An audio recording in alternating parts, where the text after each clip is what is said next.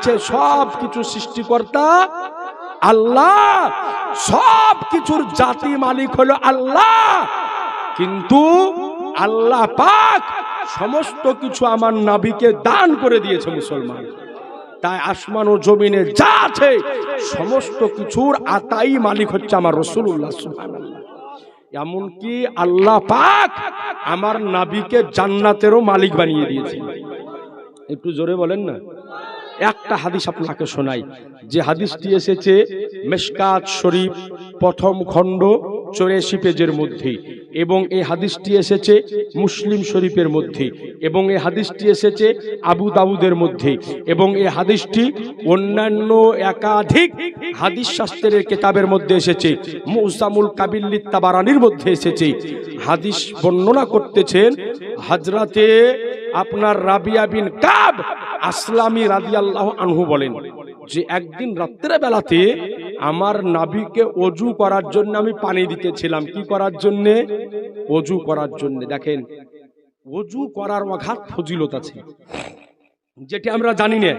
ওযু করার একাধিক ফজিলত আছে। নবী আমার বলেন যে আমার কোন উম্মতানি রাত্রি বেলাতে ওযু বানিয়ে যদি ঘুমায় আর ওই রাত্রিতে যদি মারা যায়, তাহলে আল্লাহ তাকে শাহাদাতের দরজা দান করে দিবেন। ওযু বানিয়ে যদি ঘুমায় আর ওই রাত্রিতে মারা যদি যায়, তো আল্লাহ তাকে শাহাদাতের দরজা দান করে দিবে। এবার নবী আমার বলেন যে আমার উম্মত এবং উম্মতানি কিয়ামতের ময়দানে হাত এবং পা ওই রকম চমকাবে পৃথিবীতে যে যে রকম ওযু বানিয়েছে। অর্থাৎ যে ব্যক্তি বেশি ওযু বানিয়েছে তার বেশি চমকাবে, যে কম বানিয়েছে তার কম চমকাবে, আর যে জীবনে বানায়নি তার চমকাবে। আচ্ছা বলেন তো, যে জীবনে ওযু বানায়নি এরকম লোক আছে না নাই? হ্যাঁ আছে। যে জীবনে কোনোদিন ওযু বানায়নি এইরকম লোক আমাদের মধ্যে হয়তো সাধারণ যারা বয়স্ক মানুষ নামাজ পড়ে তারা তো জানে, বেশিরভাগ ওযু বানানো জানে না আমাদের ঘরের যুবকদের মধ্যে। আপনাকে আমি নিজের চোখে একটা ঘটনা দেখেছি। আপনাদের গ্রামের ইমাম সাহেব আছেন, ইমাম সাহেব তো যারা গায়ের ইমাম সাহেব হয় তারাকে বিয়ে পড়াতে যেতে হয়। ভাই আপনাদের গ্রামে হুজুর বিয়ে পড়াতে যান না? বিয়ে পড়াতে যেতে হয়। তো আমি যে মসজিদে আছি ওই মসজিদ থেকে আমাকেও বিয়ে পড়ানোর জন্য একটা জায়গায় আমি গিয়েছি। তো বিয়ে যখন আমরা ইমাম সাহেবরা পড়াই, তো যে বর হয় তাকে বিয়ে পড়ানোর পূর্বে, এজাব কবুলের পূর্বে তাকে তওবা করানো হয়, হয় না? তওবা করানো হয়, কালেমা পড়ানো হয়, তারপরে এজাব কবুল করানো হয়। তো ওই ছেলেটা একেবারে নতুন জামায় সুট বুট পিঁধে একেবারে চিকনা হয়ে বসে আছে। তো আমি ঘরের মধ্যে যাওয়ার পর ওকে তওবা তিল্লা করাবো। তো ওকে আমি বলছি ওযু করেছো? তো বলছে না। তা আমি বলছি ওযুটা যে করতে হবে, তখন নতুন জামায় উতার টিবল চিপে ওযু করবে না? আমরা এক এক বন্ধা পানি দে রে। একটা ছেলে চট করে এক বন্ধা পানি এনে দিল। তো কেমন যাও ওযুটা বানিয়ে আসো। তো বদনাকে নিয়ে যে বাইরে দাঁড়িয়ে আছে, ওযুটা করো। এদিক ওদিক তাকাচ্ছে, মানে জীবনে কোনোদিন ওযু করেনি। এদিক ওদিক তাকিয়ে যখন কোনো জো পালে না, তো এমনি করে পায়ে জামাকে তুলে পায়ে পানি দিচ্ছে আগে। আচ্ছা, ওযু করতে যে আগে পায়ে পানি দেয়? আগে পায়ে পানি দেয়? তার মানে ও জীবনে কোনোদিন ওযু করেনি। সাবধান ভাই, একটা কথা বলি, আজ সারা পৃথিবীতে মুসলমান হচ্ছে খুব লাঞ্ছিত, পদদলিত, অত্যাচারিত একদল, তার নাম হচ্ছে মুসলমান। আজ লক্ষ্য করে দেখেন, ভারতের বুকে মার খাচ্ছে কারা? মুসলমান। গুজরাটে মার খাচ্ছে কারা? মুসলমান। মায়ানমারে ঘর ছাড়া কারা? মুসলমান। ফিলিস্তিনে মার খাচ্ছে কারা? মুসলমান। সিরিয়াতে মার খাচ্ছে কারা? মুসলমান। সারা পৃথিবীতে চলে যান, সব জায়গাতে মুসলমান মার খাচ্ছে। এর কারণ হচ্ছে একটাই, আমরা ইসলাম থেকে দূরে চলে গিয়েছি, এই জন্য আমরা মার খেতেছি। কিন্তু এই মুসলমান ছিল সবার উপরের জাতি, এই মুসলমান ছিল সবারই ঊর্ধ্বের জাতি। কিন্তু এর পরেও আজ আমরা মার খাচ্ছি একটা কারণে, যে আমাদের মধ্যে আজকে ইসলামের শিক্ষা নাই, ইসলামের জ্ঞান নাই, নবীর প্রেম নাই, আল্লাহর ভয় নাই। আজ আমাদেরকে দুনিয়াতে গ্রাস করে ধ্বংস করে দিয়েছে। জেনে রাখবেন, আরে মুসলমান তো হলো ওই জাতি যারা আজকে যুদ্ধর ময়দানে যখন অবতরণ করেছে, তো লক্ষ্য করে দেখেনি 1 লাখ কাফের আছে না 2 লক্ষ কাফের আছে, বাস মাত্র কয়েক হাজার মুসলমান মুসলমান আজকে যুদ্ধের ময়দানে নিজের সিনাকে বাড়িয়ে দিয়ে নারায়ে তাকবীরের ধ্বনি দিয়ে ময়দানে অবতরণ করেছে। নারায়ে তাকবীরের ধ্বনি শোনার সাথে সাথে আজকে যুদ্ধের ময়দান থেকে কাফেররা বিতাড়িত হয়েছে, আর বড় বড় যুদ্ধে মুসলমানরা জয়লাভ এনেছে। কিন্তু আজ এই মুসলমান মার খেতেছে কেন? কারণ হচ্ছে একটাই, যে আমাদের মধ্যে থেকে ইসলাম দূরে চলে গিয়েছে। আজ আপনি লক্ষ্য করেছেন বাবরি মসজিদ অলরেডি দখল, আদিনা দখল করার চেষ্টা চলতেছে, দেখেননি আপনারা? সাবধান, আপনি এই কথা ভাবিয়েন না যে ওদিক করছে করুক গা, আমার কি, আজ ওদিকে হচ্ছে কাল আপনার উপর হবে। সুতরাং মুসলমান আগে থেকে সাবধান। অনেক হয়েছে, অনেক সহ্য করেছে, আর নয়, এখন সময় এসেছে আমাদের পাল্টা জবাব দেওয়ার। এই জন্য বলি, আরে মুসলমান তো হলো ওই জাতি যাদের একই তলোয়ারে পারস্য ফাতা হয়েছে, তো কোন সময়তে জঙ্গে উহুদ, তো কোন সময়তে জঙ্গে খাইবার জয়লাভ হয়েছে মুসলমান। কিন্তু আজ আমরা এত ভয়ের মধ্যে কেন? কেন ভয়ের মধ্যে? আপনাকে নিয়ে যেতেছি ওইদিকে, হাদিসটাকে আমি শেষ করি। আপনারা বিরক্ত হচ্ছেন কি? অসুবিধা হচ্ছে কি? আছি জানা মুহতারাম। তো এইবার তিনি ওযু করার পানি দিতেছেন, ওযু করতেছেন ইহীন অবস্থায় নবীর রহমত জোশে। তো নবী আমার বলছেন যে সাল, এ রাবিয়া, চাও তুমি আমার কাছে কি চাইতেছো? নবী আর বলল যে রাবিয়া, আজকে এই রাতে নির্জন রাত্রি কালে তুমি আমার কাছে যেটা চাইবে আমি নবী তোমাকে ওটাই দান করে দিব। এখন আমার আপনার মতন লোভী মানুষ যদি হয়তো একটু বলতো যে ইয়া রাসূলুল্লাহ 2 বিঘা জায়গা দেন, একটা বড় বাড়ি দেন, বা 2খান গাড়ি দেন, এটা চাইতাম। কিন্তু নবীর সাহাবী, নবীর পাগল, নবীর দিওয়ানা বলতেছে ইয়া রাসূলুল্লাহ বাড়ি চাই না, গাড়ি চাই না, কিছুই চাই না। কিয়ামতের দিন যে জান্নাতে আপনি থাকবেন, ওই জান্নাতে আপনার গোলাম হয়ে থাকতে চাই। একটু জোরে বলেন না। নবীর সাহাবী নবীর কাছে জান্নাত চাইলেন কেন? সাহাবী ভালো করে জানেন যে আল্লাহ পাক আমার নবীকে জান্নাতের মালিক বানিয়ে দিয়েছেন। নবী আমার যাকে জান্নাতি বলেছেন সে জান্নাতি হয়ে গিয়েছে, নবী যাকে জাহান্নামী বলেছেন সে জাহান্নামী হয়ে গিয়েছে। একটা ঘটনা আপনাকে শোনাই, যে নবীর একজন এইরকম সাহাবী ছিলেন, জীবনে রোজা করেননি, জীবনে হজ করেননি, জীবনে যাকাত দেননি, জীবনে নামাজ পড়েননি, জীবনে তাসবিহ করেননি, জীবনে তাহলিল করেননি, কোনো ইবাদত না করে নবী তাকে জান্নাতি বানিয়ে দিয়েছেন। তাহলে বলবেন যে এটা তো কেমন কথা হয়ে গেল? আমরা সারা জীবন শুনে আসলাম যে আসসালাতু মিফতাহুল জান্নাত, নামাজ হলো জান্নাতের চাবি, কিন্তু বিনা নামাজে জান্নাতি কেমন করে হয়? ঘটনাটা বলবো ভাই। আচ্ছা বলেন তো, নবী আমার বা হায়াতে এই পৃথিবীতে কত বছর ছিলেন? জোরে 63 বছর। এর মধ্যে নবী আমার মক্কা শরীফে ছিলেন 53 বছর। কয় বছর? 53 বছর। আর মদিনা শরীফে ছিলেন মাত্র 10 বছর। তাহলে 10 আর 53 63 বছর নবী আমার বা হায়াতে ছিলেন। ইসলামের যতগুলি যুদ্ধ হয়েছে, কোন যুদ্ধ আপনার মক্কা শরীফে হয়নি। যতটি যুদ্ধ হয়েছে সবগুলা হয়েছে মদিনা শরীফে, সবগুলা হয়েছে মদিনা শরীফে। অর্থাৎ ইসলামের জয়টা যুদ্ধ হয়েছে, জয়টা যুদ্ধই মদিনা শরীফে এই 10 বছরের মধ্যে হয়েছে। তো নবী আমার এই 10 বছরের মধ্যে কয়টা যুদ্ধ করেছে আপনাদের জানা আছে? জানা আছে? জানা নাই? জানেন না? ছোট বড় কয়টা করেছে জানেন না? হ্যাঁ গো, কালিয়া চকর লোক যে খুব জীবনী শুনে গো, 7 দিন 8 দিন করে এই লেখায় জীবনী হয় না, জলসা হয় নাকি? তো আজি জানাবো হতারাম, তো নবী আমার মদিনা শরীফে 10 বছরে কয়টা যুদ্ধ করেছে ইনশাআল্লাহ আপনাকে বলে দিচ্ছি। তো এই মসজিদের জন্য একজন 100 টাকা দেন তো আমার হাতে, যদি কারো পকেটে থাকে একজন ভাই আমার 100 টাকা দেন তো একটু চট করে। নবী আমার কয়টা যুদ্ধ করেছে নতুন কথা একটা শুনিয়ে দিচ্ছি আপনার কাছে। সুবহানাল্লাহ। এই ভাই দিয়েছেন আমার 100 টাকা, আর কেউ দিবেন না? আর একজন দেন 100 টাকা, আল্লাহ পাক ভালোবাসবে। সুবহানাল্লাহ। 100 টাকা চেয়েছি ভাই, হাজার হাজার টাকা এদিক ওদিক চলে যায়। সুবহানাল্লাহ। এই বাবাজি দিয়েছে আমার 100 টাকা, তো দুইজনে হলো 200 টাকা। তাহলে আপনারা এক কাজ করেন, ওয়াজ শেষে আপনারা রয়ে থাকবেন ওখানে, আপনাদের কানে কানে বুলিয়ে দিয়ে চলে যাবো, সবাইকে শোনাবো কেন নাকি? তো দুজনে দিল 200 টাকা, আর একজন ব্যক্তির পকেটে হবে 100 টাকা। কোন ভাইয়ের পকেটে যদি আমার থাকে 100 টাকা, একটু দেন তো, বেশি না, একটা চায়ের দোকানে বসলে 500 টাকা চলে যায়। সুবহানাল্লাহ। দেখেন এদিক থেকে আমার এই বাপ দিদি 100 টাকা, আর মা বোনদের মধ্যে থেকে আঁচলে বাঁধা থেকে 100 টাকা দেন তো কোনো মা আমার। সুবহানাল্লাহ, 100 টাকা দেন তো, কারো হাত দিয়ে পাঠিয়ে দেন 100 টাকা, আপনার জন্য দোয়া করে দিব।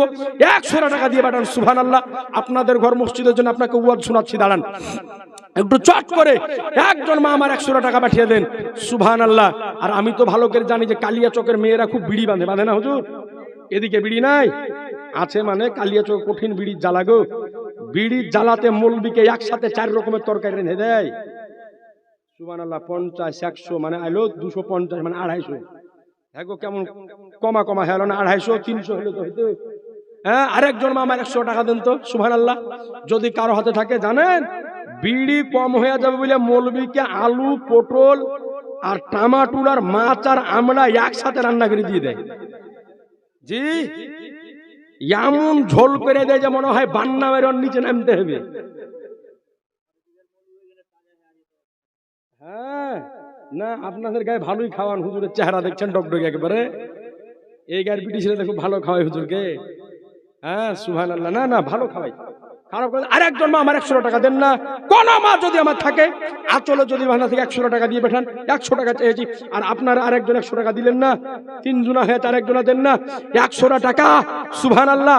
একটা চায়ের দোকানে বসলে 500-700 টাকা এমনি চলে যায় গো। খোদার ঘর মসজিদ 100 টাকা দেন একজন ভাই আমার। সুবহানাল্লাহ। হ্যাঁ সুবহানাল্লাহ। দেখেন হুজুর নারায়ে তাকবীর, নারায়ে রিসালাত। কে বললো মৌলবীরা দান করেন? দেখেন হুজুর আমার 100 টাকা দিয়ে দিল। সুবহানাল্লাহ। দেখেন আমার এই ভাই দিয়েছে 500 টাকা গো। ভাইয়ের নাম কি? রফিক। নারায়ে তাকবীর, নারায়ে রিসালাত। জনাব রফিক সাহেব 500 টাকার দাতা, বলেন মারহাবা। তো ওই ভাই আমার 500 দিল, ওনার সাথে জোড়া হয়ে আরেকজন ভাই আমার 500 টাকা দিতে পারবেন না? হ্যাঁ সুবহানাল্লাহ। এই দেখেন এই ভাই আমার নিয়ে এসেছে। আচ্ছা, আপনার আব্বার নামে দোয়া করবো। চাহানু 500, উনি দিয়েছেন 700, বলেন মারহাবা। জোরে মারহাবা বলেন না গো। সুবহানাল্লাহ। 700 দেওয়ার একটা বিশাল বড় হিকমত আছে জানেন? আল্লাহর জাহান্নাম হচ্ছে 7টা। কয়টা? আমি দোয়া করে দিব আল্লাহ যেন উনার বাপের উপরে 7টা জাহান্নামকে হারাম করে দেয়। আল্লাহ যেন উনার বাপের উপরে 8টা জান্নাতকে ওয়াজিব করে দেয়, বলেন আল্লাহুম্মা আমিন। তো 700 টাকা দিয়েছে। আর একজন ভাই যদি 700 টাকা দিতেন তো মনটা ভালো হতো, কারণ ওনার জোড়া হওয়ার লেগে। কারো বাপ যদি ইন্তেকাল করে, মা যদি ইন্তেকাল করে, কোনো মায়ের স্বামী যদি ইন্তেকাল করে, তো 700 টাকা দেন না কোনো মা আমার। অনেক জায়গাতে যা আদায় কালেকশন করি, সুবহানাল্লাহ। দেখেন আমার এই বাবা দিদি আছে 100 টাকা, আল্লাহ যেন কবুল করে। অনেক জায়গাতে হেমতাবাদ দিনাজপুরের দিকে যাই, কালেকশন করি তো শালা বিটি ছেলেতে নাকের ফুল আর কানের দুল খুলে দিয়ে দেয়, বলেন মারহাবা। তো নাকের ফুল চাইবো না, কানের দুল চাইবো না। আর যদি কোনো মা আমার পারেন তো 700 টাকায় খাতাওয়ালা ভাইটাকে লিখিয়ে দেন তো, যে আমি দিয়ে দিব 700 টাকা কোনো মা আমার। একজন মা আমার যদি পারেন। সুবহানাল্লাহ। এদিকে তো লক্ষ্মীর ভান্ডার 500 টাকা মানে 1000 হয়ে গেলে ভাই, এখনো ঢুকে না, ঢুকবে। ঘোষণা হয়েছে মানে তখন পাবে। তো 300 টাকা তো আপনার বেঁচে থাকবে, 700 টাকা ওই ভাই আমার দিয়েছে ওনার বাপের নামে। আপনার যদি বাপ ইন্তেকাল করে, মা যদি ইন্তেকাল করে, বাপ বা মায়ের নামে একজন কোনো মা আমার 700 টাকা একটু দিয়েন তো, যে হুজুর আমি দিয়ে দিব। সুবহানাল্লাহ। আল্লাহ পাক ভালোবাসবে। সুবহানাল্লাহ। এদিক থেকে এই ভাই আমার 100 দিয়েছে, আল্লাহ যেন কবুল করে। আর একজন মা আমার 700 টাকা, আর যদি পারেন তো একটু দিয়ে দিয়েন, আল্লাহ ভালোবাসবে, আল্লাহর নবী ভালোবাসবেন। হাজার হাজার টাকা এদিক ওদিক চলে যায়। বিটি ছেলের একটা মেকআপ বক্স কিনে 6000 টাকা দাম। মেকআপ করে না?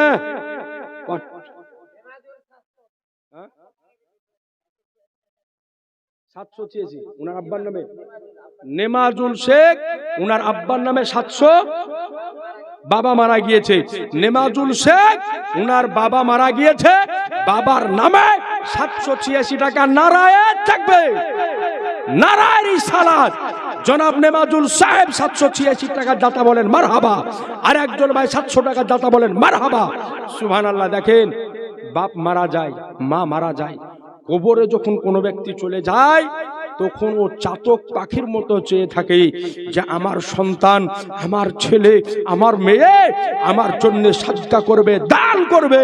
আর আমার নবী বলেন যে আমার কোন ব্যক্তির বাবা যদি মারা যায়, মা যদি মারা যায়, তার সন্তানাদি তার জন্য কোনো ভালো কাজ যদি করে, দান যদি করে, তো সে কবরে শুয়ে শুয়ে তার নেকি পেতে থাকে মুসলমান। তো একজন মা দিলে না ভাই, দেয়নি?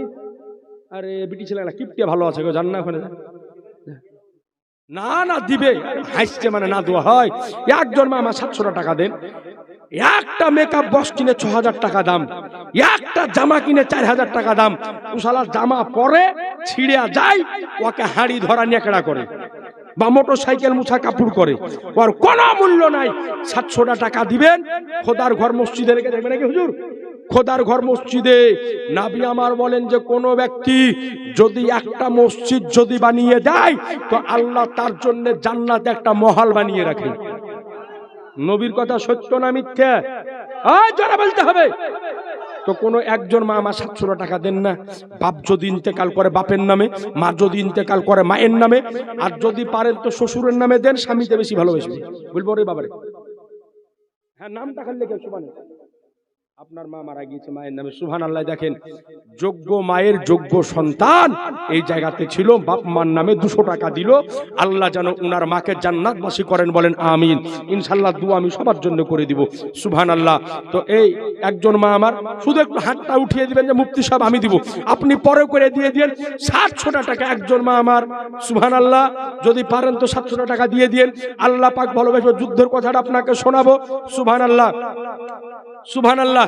তো একজন মা আমার 700 টাকা দিয়ে দেন, আল্লাহ ভালোবাসবে, আল্লাহর নবী ভালোবাসবে। ঘরে রুজি রোজগারে আল্লাহ পাক রহমত বরকত দান করবে। বাপের নামে হোক মায়ের নামে হোক, বা কোন যুবতী বহিন যদি পারো তো দিয়ে দিও। মেয়ে ছেলে, যুবক মেয়ে ছেলে, ওর খরচ কম নাকি না? ওরই খরচ বেশি, ওরই খরচ বেশি, ও সাধন পূজনের জিনিস বেশি লাগে।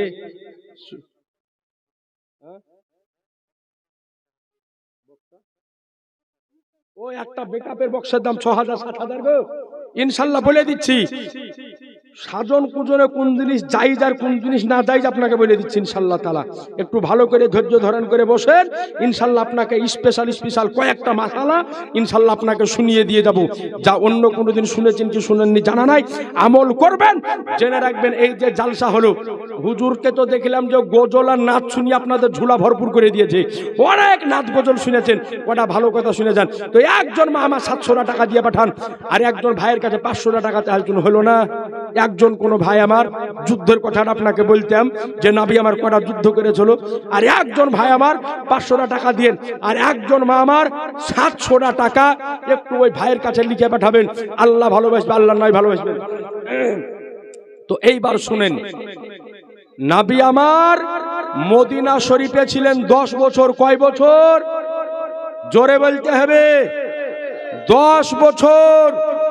এই 10 বছরে নবী আমার বড় বড় টোটাল যুদ্ধ করেছেন 19টি। কয়টি? জোরে জোরে 19টি। আর এই 10 বছরে ছোট এবং বড় মিলিয়ে নবী আমার টোটাল যুদ্ধ করেছেন 66টি। সুবহানাল্লাহ বলেন না? টোটাল যুদ্ধ করেছেন 66টি। 66টি যুদ্ধের মধ্যে সপ্তম হিজরিতে একটা যুদ্ধ হয়েছিল, তার নাম ছিল খাইবারের যুদ্ধ। বলেন সুবহানাল্লাহ। আজ দিলে ভাই দিলে। আচ্ছা, একজন মা আমার 700 দিয়েছে, আপনার নগদ 100 আর 600 বাকি। আল্লাহ যেন দানকে কবুল করে, বলেন আমিন। আল্লাহ যেন রুজি রোজগারে বরকত দেয়, বলেন আমিন। আল্লাহ যেন হায়াত দারাজ করে দেয়, বলেন আমিন। তো এই সপ্তম হিজরিতে যে যুদ্ধটা হয়েছিল ওর নাম ছিল খাইবারের যুদ্ধ। যে যুদ্ধ বিজয় করেছিলেন হযরত আলী রাদিয়াল্লাহু আনহু। সুবহানাল্লাহ বলেন। এই যুদ্ধ কাদের সাথে হয়েছিল? ইহুদিদের সাথে হয়েছিল। এই খাইবারে 8টা দুর্গ ছিল। এই দুর্গকে দখল করাকে কেন্দ্র করে এই যুদ্ধ সংগঠিত হয়েছিল সপ্তম হিজরিতে। একদিন 2 দিন যুদ্ধ চলল, যুদ্ধের ফলাফল ঘোষণা হলো না। হযরতে আবু বকর ওমর আসার পরে নবী কামার বললেন, ইয়া রাসূলুল্লাহ, আর 2 দিন যুদ্ধ চালালাম, কিন্তু যুদ্ধের ফলাফল ঘোষণা হলো না। ইয়া রাসূলুল্লাহ, আমরা এখন কি করব? তো নবী আমার বললেন যে, শোনো, কালকে সকাল বেলাতে এমন একজনের হাতে আমি এই যুদ্ধের ঝান্ডাকে ধরিয়ে দিব, যাকে আল্লাহ ভালোবাসে, আল্লাহর রাসূল ভালোবাসে, এবং ওই ব্যক্তিও আল্লাহকে ভালোবাসে, আল্লাহর রাসূলকে ভালোবাসে। তার হাতে ইসলামের ঝান্ডা দিব, আর তার হাতের বদৌলতে আল্লাহ এই যুদ্ধে জয়লাভ করে দিবে। সাহাবী ও রাসূল বলেন যে আমাদের রাত্রির ঘুম হারাম হয়ে গেল। না জানি নবী সকাল বেলাতে কার হাতে ঝান্ডা ধরিয়ে দেয়, যে ঝান্ডা পাবে তার শান অনেক বেশি হবে, তার হাত দিয়ে খাইবারের যুদ্ধ জয়লাভ হবে। ধরেন যে আপনাদের এই জটমুনসা গ্রামে আপনাদের এলাকার এমএলএ আসার পরে বলে দিল সন্ধ্যাবেলায় যে জটমুনসা গ্রামের একটা লোকের নামে 5 কোটি টাকা এসেছে, কিন্তু কার নামে এসেছে আমি বলবো না। মানুষের ঘুম থাকবে। রাতের বেলাতে বাড়ি অলিকে নিয়ে তাহাজ্জুদের নামাজ পড়ে দোয়া করবে, আল্লাহ সকালে যেন আমার নাম হয়। না, এটা একটা উদাহরণ। ও তো দিবে না, বাদ দেন, ওগুলানে যাইনি আজ আমি, ওগুলান পরে বলিয়া যাবো। তো শোনেন, তো ওর রাত্রের বেলাতে ঘুম হারাম হয়ে যে সকালে জানে আমার নামটা জানে বার হয়। তো সাহাবী ও রাসূলরা বলেন যে আমরা সবাই চিন্তা করি যে সকালে জানে আমার নাম হয়, সকালে জানে আমার নাম হয়। ফজরের নামাজ হলো, নবী আমার বলতেছেন, আইনা ইবনে আবি তালিব, আলী ইবনে আবি তালিব কোথায়? তো একজন সাহাবী বললেন, ইয়া রাসূলুল্লাহ, আলীর চোখে একটু ব্যথা হয়েছে, তাই বাইরের দিকে গিয়েছে। বলে ডাকো আলীকে। হযরতে আলীকে ডাকা হলো। হযরতে আলী মুর্তজার আজকে চোখের ওপরে নবী আমার নিজে থুতু মোবারক লাগিয়ে দিলেন। যেমন লাগিয়ে দেওয়া সঙ্গে সঙ্গে হযরতে আলীর চোখের ব্যথা ভালো হয়ে গেল। চোখের ব্যথা ভালো হয়ে গেল। এইবার নবী আমার হযরতে আলীর হাতে যুদ্ধের ঝান্ডাটা ধরিয়ে দিলেন। সুবহানাল্লাহ। ঝান্ডা হযরতে আলীর হাতে দিলেন, সঙ্গে জুলফিকার তলোয়ার দিলেন। আমার মাওলাই আলী মুশকিলে কুশা হায়দারে কাররার। হযরতে আলী এক হাতে ঝান্ডা আর কোমরে জুলফিকার তলোয়ারকে ধরলেন। ধরার পরে আমার নবীর কদম মোবারকে সালাম করার পরে আসপাহানি ঘোড়ার উপরে চড়লেন। চড়ার পরে লাগামে টাং দিলেন। এক টানে ঘোড়া গিয়ে খাইবারের প্রান্তরে হাজির। হযরতে আলী দাঁড়িয়ে কাফেরদেরকে দাওয়াত দেয়, কে আছো এসো আমি আলীর মোকাবিলাতে। লক্ষ লক্ষ কাফের, কিন্তু কসম খোদার কারো ক্ষমতা হয় না যে হযরতে আলীর মোকাবিলাতে কেউ আসে। এই জোরে বলেন না। শেষ পর্যন্ত কাফেরদের যে লিডার ছিল, হাদিসের ভাষাতে এসেছে, নাম হচ্ছে মুরাহাব। এই মুরাহাব একটা ঘোড়াতে সওয়ার হয়ে হযরতে আলীর সামনে আসার পরে হযরতে আলীকে বলতেছে মুরাহাব যে, আলী আমাকে চিনো, আমি কে? বলে তুমি কে? বলে আমি হচ্ছি মুরাহাব, ওই পালওয়ান যার সাথে মোকাবিলা করতে গেলে 1000 কাফের লাগে, 1000 পালওয়ান লাগে। আমার মাওলাই আলী মুশকিলে কুশা হায়দারে কাররারের সামনে যখন বলে মুরাহাব, ও আলী শোনো, আমার মোকাবিলাতে 1000 পালওয়ান লাগবে, আর তুমি আলী একলা এসেছো আমার সাথে লড়াই করতে। হযরতে আলী বলেন, ওই মুরাহাব সাবধান, কারণ আমার মা আমার নাম রেখেছে শেরে খোদা। এই জোরে বলেন না। আরে আমরা মুসলমান তো ওই জাতি, লক্ষ্য করেন একটু কথাটা। হযরত আলী বলতেছে আমার মা আমার নাম রেখেছে হায়দারে কাররার। হযরত আলীকে মুরাহাব বলে, দেখো আলী, তোমাকে ভালোবাসি, তোমার ছেলে মেয়েকে ভালোবাসি, যুদ্ধ করিও না, ফেরত চলে যাও, কারণ তোমার মেয়ে আজকে ছেলে মেয়ে এতিম হয়ে যাবে, তোমার বিবি বিবাহ হয়ে যাবে, চলে যাও। হযরত আলী রাদিয়াল্লাহু আনহুর সাথে কথোপকথন চলতেছে। হযরত আলীকে মুরাহাব বলে, জানি যুদ্ধ যখন করবে তো তলোয়ার চালাও।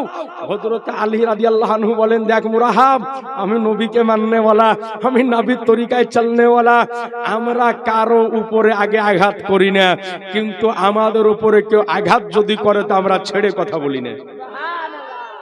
হযরত আলীর সাথে কথা চলতে চলতে মুরাহাব আলীর উপরে তলোয়ার চালিয়ে দিল। হযরত আলী ঢাল দাঁড়াতে তলোয়ারকে রুখলো। রুখার পরে কোমর থেকে এবার জুলফিকার তলোয়ার বের করলেন। বের করার পরে বললেন, ও মুরাহাব, তলোয়ার চালিয়ে দিয়েছো, তুমি অন্যায় করে ফেলেছো, এবার আমি আলীর তলোয়ারকে রুখার জন্য তৈরি হও। আওয়াজ দিয়ে বলে, তলোয়ারকে রুখার জন্য তৈরি হও।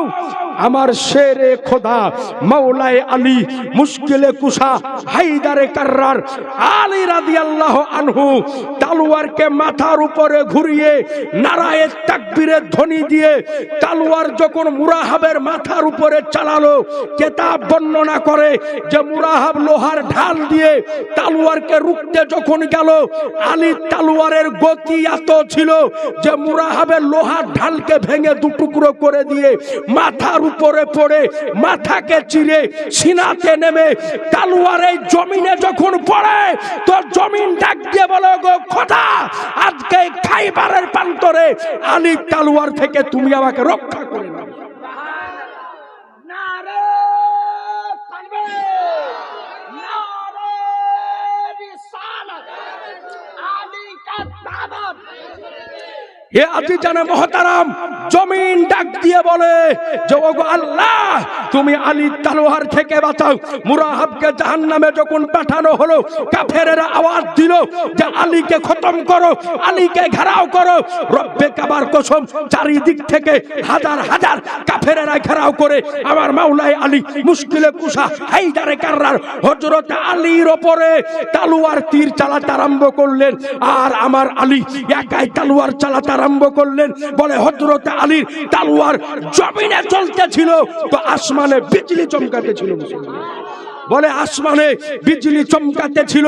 বলে আলীর তলোয়ার যখন চলতে আরম্ভ করলো, এক মুহূর্তে হযরত আলীর ঢাল যখন ফেটে গেল, তো কিতাব বর্ণনা করে খাইবারের দরজাকে আমার আলী বাম হাত দিয়ে ধরে এক টানে খাইবারের দরজা উপড়ে ফেলেছিলেন।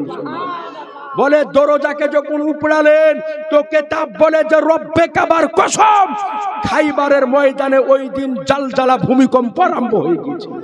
হযরত আলী রাদিয়াল্লাহু তাআলা আনহু এইবার তলোয়ার চালাতে চালাতে কাফেরদেরকে চিরতে চিরতে ফাড়তে ফাড়তে একেবারে খাইবারের দুর্গে যাওয়ার উপরে, আপনার দুর্গের উপরে গিয়ে ইসলামের ঝান্ডাকে গেড়ে দিলেন। আওয়াজ দিয়ে বলা যাবে না। তো এই খাইবারের যুদ্ধ হয়েছিল 7ম হিজরিতে। এবার আসল কথাটা আপনাকে শোনাই। যুদ্ধ যখন শুরু হবে ইহুদিদের সাথে, যে ইসরায়েলে ইহুদিদের বসবাস, এই ইহুদিদের সাথে এই যুদ্ধ সংগঠিত হয়েছিল। তো ওই ইহুদিদের একটা আপনার রাখাল ছিল, ওর নাম ছিল আসওয়াদা রাই। ওই সময়তে ইসলাম কবুল করেনি। তো ইহুদিরা যখন যুদ্ধের আপনার তৈয়ারি করতেছে, রেডি হতেছে, তো আসওয়াদা রাই বলছে, তোমরা কার সাথে যুদ্ধ করবা? তো বলে, আমরা আব্দুল্লাহর বেটা নবী মুহাম্মাদের সাথে যুদ্ধ করব। যেমনই নাবির নাম নেওয়া, তো ওই রাখালের অন্তরের মধ্যে নাবির ইশক মোহাব্বতের বাতি জ্বলে উঠেছে। এবার যেমন ইস্কের বাতিটা জ্বলে উঠেছে, ওর শুধু একটাই চিন্তা যে ওই নবী মুহাম্মাদের সঙ্গে কখন আমি একবার দেখা করব। সুবহানাল্লাহ। এবার ছাগলগুলিকে নিয়ে আপনার চলতে আরম্ভ করলো। কোথায়? যে জায়গাতে আমার নাবির তাবু রয়েছে, ওখানে আসার পরে নাবি আমার ভিতরে, নাবিকে ডাকলেন, নাবি আমার বাইরে আসলেন। আসার পরে ওই আসওয়াদারাই এখনো ইসলাম কবুল করেনি, নাবির চেহারাকে দর্শন করতেছেন, নাবির নুরানি হাক্কানি চেহারা দেখতেছেন। দেখার পরে বলতেছেন, ইয়া রাসূলুল্লাহ, আমি তো এখনো ইসলাম কবুল করব, কিন্তু ওই ইহুদিদের ছাগল গেলা আমার কাছে আছে, এই ছাগল গেলা তো ফেরত দিতে হবে। যদি ফেরত দিতে না পারি তাহলে কেমন হয়ে যাবে, আমানত আছে, আর যদি আমি দিতে যাই আমাকে আর আসতে দিবে না তারা। এই মুহূর্তে কেমন করব? তো আমার আনিসে বেকাসা সাইয়েদে কাউনো মাকা বেচারুকে চারা ইয়াতিমকে ওলি হাম গরিবকে আমি। আমার রহমাতুল্লাহ আলামিন বলেন যে, ও আসওয়াদারাই শোনো, এই ছাগলগুলার উপরে ছোট ছোট পাথর দিয়ে আঘাত করো। আমি নবী বলতেছি ছাগলগুলা নিজ নিজ বাড়িতে পৌঁছে যাবে। সুবহানাল্লাহ। এইবার ছাগলগুলাকে আঘাত করলো, সঙ্গে সঙ্গে ছাগলগুলা বাড়ি চলে গেল। তো ওই আসওয়াদা রাই বললেন, ইয়া রাসূলুল্লাহ, তাহলে কালেমা পড়িয়ে মুসলমান বানান। সঙ্গে সঙ্গে কালেমা পড়ে যেমন মুসলমান হলেন, আর ওই দিক থেকে কাফেরেরা হুররা দিয়ে যুদ্ধ আরম্ভ করলেন। এ সাহাবী হলেন, এক্ষুনি কালেমা পড়লেন, নামাজও পড়ার সময় পাননি, রোজাও রাখেননি, হজও করেননি, যাকাতও দেননি। তো নবীকে বলছেন, ইয়া রাসূলুল্লাহ, যুদ্ধ আরম্ভ হয়ে গিয়েছে, আমাকে যুদ্ধের ময়দানে যাওয়ার জন্য অনুমতি দিন। জি বলেন, যুদ্ধের ময়দানে যাওয়ার জন্য অনুমতি দেন। নবী আমার বললেন, যাও, ঝাঁপিয়ে পড়ো। হযরত আসওয়াদা রাই রাদিয়াল্লাহু আনহু ইসলাম কবুল করার সঙ্গে সঙ্গে যুদ্ধের লেবাস পরে, হাতে তলোয়ার নিয়ে ময়দানে নেমে কয়েকটা কাফেরকে আজকে জাহান্নামে পাঠিয়ে দিয়ে ওই যুদ্ধে নিজের শাহাদাত বরণ করলেন। আর আমার শাহনশাহে জিবাকার, মদিনাকে তাজদার, আহমদে মুখতার, নবীকে সর্দার, দোনো জাহানের মালিক মুখতার আমার নবী মুস্তাফা ওই সাহাবী সম্পর্কে বললেন, আমার এই সাহাবী নামাজও পড়েনি, রোজাও করেনি, হজও করেনি, যাকাতও দেয়নি, তাসবিহও করেনি, তাহলিলও করেনি, কিন্তু এমন একটা আমল করলো যার বদৌলতে বিনা নামাজে আল্লাহ তাকে জান্নাত দান। সুবহানাল্লাহ। তাকে আল্লাহ জান্নাত দান করে দিল। তিনার লাশকে নিয়ে আসা হলো। লাশকে নিয়ে আসার পরে আমার নবী তার জানাজা পড়ালেন। পড়ানোর পরে তিনাকে কবরে দাফন যখন করবে, তো সাহাবায়ে কেরাম বর্ণনা করে যে আসওয়াদা রাইর শরীর থেকে মুশকে আম্বারের মতো খুশবু আসছে। সুবহানাল্লাহ। তো নবীর সাহাবী বিনা নামাজে, বিনা রোজাতে আল্লাহ তাকে জান্নাত দান করেছেন। কেন? একটাই কারণে, শহীদ হয়েছেন সেই কারণে। এই জন্য আপনাকে বলি, মৌত অনেক রকমের হয়। কারো জ্বর হয়ে মৌত হয়, ক্যান্সার হয়ে মারা যায়, অ্যাক্সিডেন্টে মারা যায়, পানিতে ডুবে মারা যায়, অসুখ হয়ে মারা যায়, মদ পান করে মারা যায়, আজকে গলায় দড়ি দিয়ে মারা যায়, বিষ পান করে মারা যায়, একাধিক ভাবে মারা যায়। কিন্তু নবী বলেন যে যত রকমের মৌত আছে তার মধ্যে সব চাইতে যে উত্তম মৌত, তার নাম হচ্ছে শাহাদাতের মৌত। সুবহানাল্লাহ। এই জন্য সাহাবীরা সব সময় দোয়া করতেন, আল্লাহুম্মা ইন্নী আসআলুকা শাহাদাতান ফি সাবিলিক। সব সময় দোয়া করতেন, ওগো আল্লাহ, তুমি যখন আমাদেরকে মৌত দিবে তো তোমার রাস্তায় শাহাদাতের মৌত দিবে। জি সুবহানাল্লাহ। শাহাদাতের মৌত সবার কপালে জুটে না। তো আপনাদের নিকটে আরজ করব যে আজ সব সময় দোয়া করবেন যে আল্লাহ, তুমি যখনই মৌত দান করবে শাহাদাতের মৌতটা দান করবে। সুবহানাল্লাহ বলেন না? একবার দরুদ পড়েন, আল্লাহুম্মা সাল্লি আলা সাইয়্যিদানা মাওলানা মুহাম্মাদ ওয়া আলা আলিহি